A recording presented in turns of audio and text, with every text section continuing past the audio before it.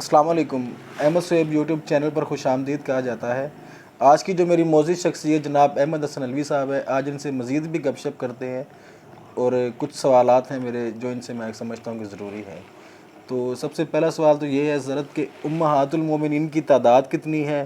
دوسرا یہ ہے کہ اسلام میں 4 شادیوں کا کیوں کہا گیا ہے اور باقی مذاہب اس کو ایز اے الزام کیوں لیتے ہیں، جبکہ حضرت آدم اور حضرت حوا کی وجہ سے پوری دنیا کائنات بنائی گئی، اس کے باوجود 4 شادی کو حکم کیوں دیا گیا ہے؟ تو اس پہ ذرا روشنی ڈالیں۔ وعلیکم السلام۔ میں آپ کا سوال سمجھ گیا ہوں۔ بنیادی طور پہ عرض یہ ہے کہ یہ ایک ایسا موضوع ہے کہ اس موضوع پہ ہمارے علماء بھی بولتے ہوئے تھوڑا سا جھجکتے ہیں یا گھبراتے ہیں یا اس موضوع کو کھل کے نہیں بیان کرتے تاکہ ہمارے نوجوانوں کو اس معاملے کی مکمل معلومات حاصل ہو سکے۔ صحیح ہے، کیونکہ میں نے یہ میرا ذاتی تجربہ ہے، میں آپ کو اس کو بعد میں یعنی بتاؤں گا کہ جتنی بھی غیر مسلم یا طاغوتی طاقتیں ہیں یا جتنا بھی یہ اس قسم کے نان مسلم لوگ ہیں، وہ حضور اکرم صلی اللہ علیہ وسلم کی ازواجی زندگی پہ ہی بحث کرتے ہیں اور اس بحث کے ذریعے آپ کے کردار کو مشکوک بنانے کی کوشش کرتے ہیں۔ صحیح ہے، تو چونکہ ہمارے نوجوان جب باہر جاتے ہیں تو اس معاملے میں ان کے پاس نالج نہیں ہوتا، تو جب وہ اس قسم کے سوال سنتے ہیں تو اگر ایک لمحے کے لیے بھی آقا کے بارے میں تھوڑی سی بھی میل اگر دل میں آ گئی، آپ ایمان سے گئے۔ اللہ اکبر۔ انسان ہمارا ایمان ہی محمد صلی اللہ علیہ وآلہ وسلم سے محبت ہے، آپ کی ہر ادا سے محبت، آپ کی ہر سنت سے محبت، آپ کے ہر طریقے سے محبت کرنا، یہ ہمارا ایمان ہے۔ بے شک، باقی اعمال بعد کی بات ہے کہ 5 نمازیں پڑھنی ہیں، روزے رکھنے ہیں، وہ بعد کی بات ہے۔ اصل چیز ایمان ہے۔ ایمانیات میں یہ چیز محبت نبی پاک صلی اللہ علیہ وسلم کی سب سے پہلے داخل ہے۔ اس چیز کو غور سے سنیں، کیونکہ یہ سوال ایک بار ایسا ہوا کہ میرے ساتھ خود یہ تجربہ ہوا تھا کہ میں ایک دفعہ اپنے میرین آفس میں گیا کسی کام کی غرض سے، تو ہمارے 2 اسسٹنٹ مینیجر تھے، ایک کا نام تھا مسٹر انتھنی تو دوسرے کا نام تھا کیپٹن میتھیو۔ تو یہ دونوں بیٹھے ہوئے کرسیوں پہ اور ان لوگوں نے ایک پاکستانی فورمین تھا، اس کا نام غالباً بابر تھا شاید، تو اس کو وہ یہی سوال کر رہے تھے کہ یہ کیا وجہ ہے۔ تو میں نے اس کو کہا کہ بھائی یہ بچہ آپ کو اس سوال کا جواب نہیں دیتا، میں آپ کو اس سوال کا جواب دیتا ہوں۔ اب غور سے سنیں، اگر پہلے نمبر پہ جو الزام لگایا جاتا ہے کہ آپ نے اپنی سیکسول ضروریات کی وجہ سے اتنی شادیاں کی یا کثرت ازواج کی، تو انسان کی سیکسول لائف میں آپ سے پوچھتا ہوں کتنی ہے؟ تقریباً 16 سے شروع ہوتی، 50-55 پہ جا کے آدمی ڈیر ہو جاتا ہے، صحیح، یعنی بالکل اس کا ختم ہو جاتا ہے اسی عرصے میں۔ لیکن نبی پاک صلی اللہ علیہ وسلم نے اس پورے عرصے میں یعنی 25 سال کی عمر میں پہلی شادی کی اور تقریباً 53 ایئر تک صرف ایک ہی بیوی امہات المومنین میں سے حضرت ام المومنین حضرت خدیجۃ الکبریٰ رضی اللہ تعالیٰ عنہ کے ساتھ رہے، گو کہ ان کی عمر تقریباً 68 سال کے لگ بھگ ہو گئی تھی، انتہائی بڑھاپا آ گیا تھا، لیکن انہی کے ساتھ رہے۔ کوئی بندہ یہ نہیں کہہ سکتا کہ اس عرصے میں آپ صلی اللہ علیہ وسلم نے دوسری شادی کی خواہش کا بھی اظہار کیا ہو یا کوئی ایسی چیز ہوئی ہو۔ جب یہ اس سال کو قدرتی عام الحزن بھی کہا جاتا ہے، جس سال حضرت خدیجہ کا انتقال ہوا، حضرت ابو طالب کا بھی اسی سال انتقال ہوا، تو غموں کے پہاڑ ٹوٹ پڑے، بچے بھی چھوٹے تھے، تو اس لیے غالباً ایک صحابیہ عورت ہیں، ان کا نام حضرت خولہ ہے، تو انہوں نے آ کے نبی پاک صلی اللہ علیہ وسلم سے یہ بات کی کہ آپ شادی کیوں نہیں فرما لیتے؟ تو آپ نے کہا کوئی ہے آپ کی نظر میں؟ تو انہوں نے کہا کہ ایک بیوہ بھی ہے، ایک کنواری بھی ہے۔ تو بیوہ کا نام حضرت سودا بنت زمع ہے، جن کی اس وقت عمر 53 ایئرز تھی، یعنی 53 سال تھی، اور کنواری جو ہے آپ کے دوست ابو بکر کی بیٹی عائشہ ہے۔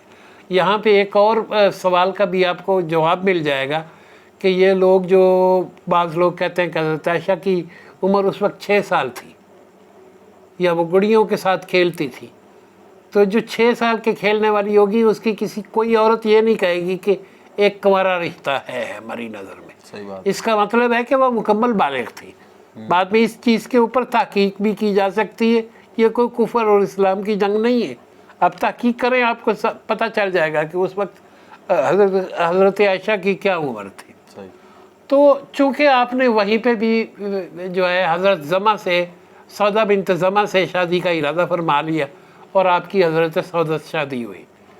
جب مدینہ میں تشریف لائے تو وہاں پہ حضرت ابوبکر کا اصرار بڑھا کہ ابھی آپ اپنی بیوی کو گھر لے جائیں، تو آپ صلی اللہ علیہ وسلم کے ذہن میں چونکہ یہی تھا کہ ایک ہی بیوی ہونی چاہیے مرد کی، تو لہٰذا اس موقع پہ آپ نے حضرت سودا کو طلاق دینے کا فیصلہ کیا اور کہا کہ بھئی آپ طلاق لے لو۔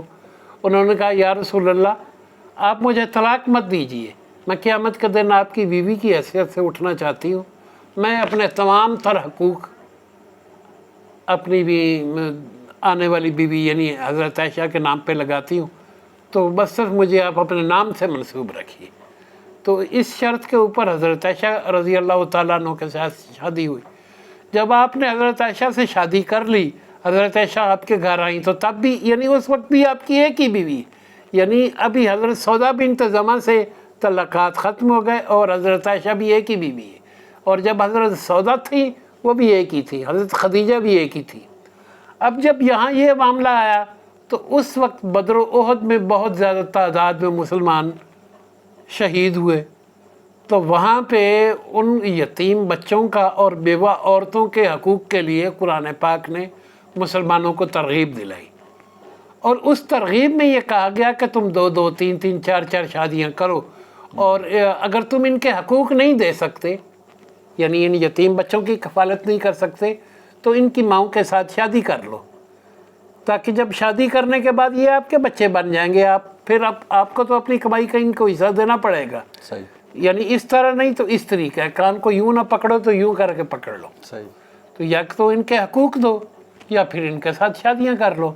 تو چونکہ نبی پاک صلی اللہ علیہ وسلم کی 2 حیثیتیں ہیں، اگر غور سے دیکھا جائے، جب ہم اس بحث کو لیتے ہیں، آپ کی 2 حیثیتیں، ایک حیثیت ہے کہ آپ بحیثیت انسان، چونکہ آپ سید البشر ہیں، بے شک۔ اور دوسری حیثیت آپ کی کہ آپ امام الانبیاء ہیں، آپ محمد الرسول اللہ بھی ہیں، آپ کے اوپر رسالت کو ختم بھی کیا گیا ہے، تو جو کام آپ نے کرنا ہے اس کا حکم جو ہے وہ امت کو بھی دیا گیا ہے کہ جو پاک نبی پاک صلی اللہ علیہ وسلم کام کریں تم بھی کرو۔ لہذا اس سلسلے کو زندہ کرنے کے لیے آپ صلی اللہ علیہ وسلم نے بیوہ عورتوں سے بھی شادیاں کی۔ جب وہ شادیاں کیں تو تاکہ اور مسلمانوں کے لیے بھی یہ راستہ کھل جائے کہ یہ بدر و احد کے جو شہید ہیں ان کی بیواؤں سے شادی کر لی جائے۔ تو شادی اس دور میں کسی عورت کے لیے عزت کا مقام ہوتا تھا کہ یہ اس مرد نے اس کو عزت دی ہے۔ اس کی میں مثال آپ کو ایسے دیتا ہوں کہ اس میں حکمت بھی تھی۔ جیسے حضرت ام حبیبہ رضی اللہ تعالیٰ عنہا ہے، یہ کس کی بیوی، کس کی بیٹی تھی؟ ابو سفیان کی، اور یہ ہجرت کہاں پہ کر گئی؟ حبشہ پہ۔ جب حبشہ میں تشریف لے گئی تو ان کے خامن نے وہاں پہ اسلام چھوڑ دیا اور وہ شراب نوشی وغیرہ میں شریک ہو گیا، اور وہ اپنے گھر کے چکی وغیرہ چلا کے اپنا خود گزارا کرتی تھی۔ آپ کو جب اس حالات کا پتہ چلا، آپ نے یہاں سے ان کو نکاح کا پیغام بھجوا دیا۔ جب آپ صلی اللہ علیہ وسلم سے شادی ہوئی تو اسلام کا سب سے بڑا دشمن ابو سفیان تھا اس وقت کی میں بات کر رہا ہوں۔ تو جب اس کو یہ پتہ چلا کہ میری بیٹی کے بارے میں محمد اور رسول اللہ نے یہ فیصلہ کیا ہے کہ اس کے ساتھ گھر بسانے کا یا اس کو بیوی بنانے کا، تو ان کے دل میں ایک نرمی پیدا ہوئی اسلام کے لیے، اور بلکہ ان کے اسلام لانے کا سبب بھی یہی واقعہ بنا۔ اللہ اکبر۔ اسی طریقے سے وہ میں جو دوسرے نمبر پہ اگر آپ غور سے دیکھیں، دنیا کی کسی بھی عورت کو مار کر دھمکا کر آپ اس کو یعنی اپنی کنیز بنا کے تو رکھ سکتے ہیں، بیوی بنا کے نہیں۔ اور خاص طور پہ ایک ایسی عورت جس کے آپ نے والد کو مارا ہو، جس کے خامند کو مارا ہو، جس کے چچا کو مارا ہو، کیا وہ عورت آپ کی بیوی بن سکتی؟ بہت مشکل. اگر ہے تو پوری دنیا میں سے ایک مثال لاؤ. کیونکہ عورت زندگی بھر اپنے باپ کے قاتل کو نہیں برداشت کر سکتی. باپ کے بعد اس کا سب سے اہم ترین رشتہ جو ہوتا ہے وہ خامند کے ساتھ ہوتا ہے. پھر خامند کے قاتل کو تو کسی صورت میں عورت برداشت نہیں کر سکتی. یہاں دیکھیں آپ ام المومنین حضرت صفیہ رضی اللہ تعالیٰ عنہ کے ساتھ جب شادی ہوتی، یہ حی بن الاخطب جو یہودی تھا اس کی بیٹی تھی، اور خیبر میں جب جنگ ہوئی تو وہاں پہ قیدی بن کے آئیں. حی بن الاخطب مارا گیا، حی بن الاخطب کا بھائی بھی مارا گیا، ان کا شوہر بھی مارا گیا، اور بعد میں یہ امہات المومنین کی حیثیت سے ان کو شرف حاصل ہوا.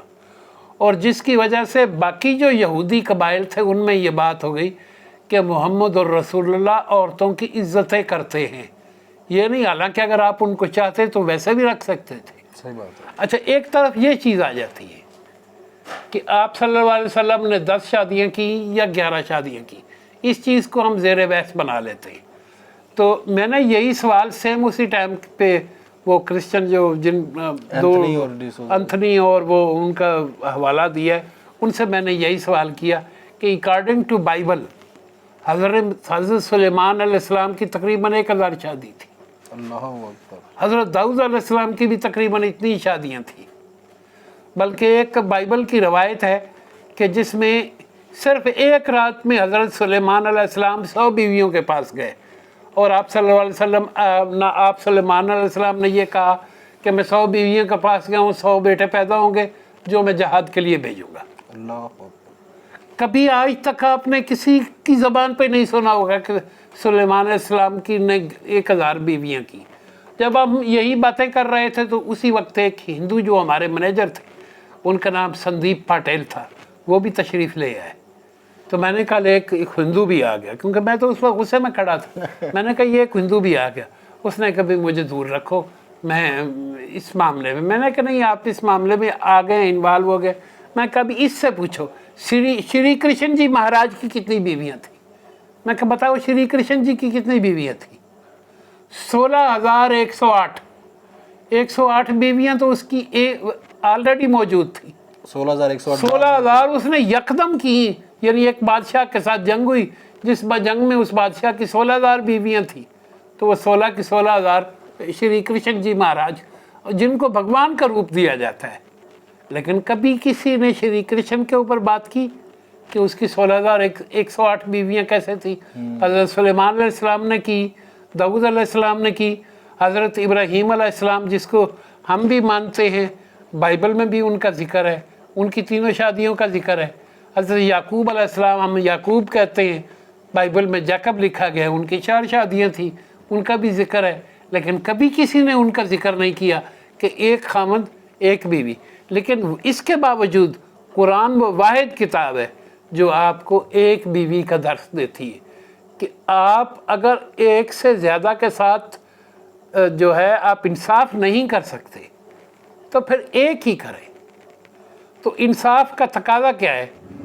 مثلا آپ 2 سیب لے آئے، ایسا یہ انصاف نہیں ہے کہ ایک سیب ایک بیوی کو دے دیا، ایک سیب ایک بیوی کو دے دیا. یہ انصاف نہیں ہے. ممکن ہے جو آپ نے ایک بیوی کو دیا وہ کڑوا نکلے، دوسری بیوی کو جس دیا وہ اچھا نکلے.